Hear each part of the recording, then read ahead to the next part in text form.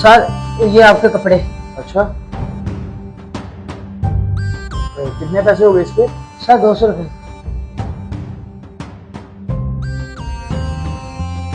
हाँ वो ना फिर करना उनसे बात।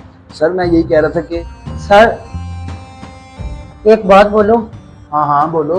आपने जो कपड़े प्रेस करने के लिए दिए थे उन कपड़ों के साथ सर ये पैसे भी थे। मुझे पता था आपके होंगे तो ये कपड़ों के साथ आगे होंगे। पर ये पैसे मेरे नहीं है। सर ये आपके होंगे, गलती से कपड़ों के साथ आगे होंगे। मेरे पैसे नहीं है ये। और वैसे भी मैं कपड़ों के साथ पैसे क्यों रखूंगा? अगर मेरे होते तो मैं तुमसे खुद ही मांग लेता। सर मैं इतने पैसों का क्या करूंगा? तुम्हें समझ में क्यों नहीं आता? ये पैसे मेरे नहीं है। अरे सर रुको मोइज, तुमसे मैं बाद में बात करता हूँ। देखो ये पैसे मेरे नहीं है, अभी मेरी मीटिंग चल रही है, तुम जाओ यहाँ से।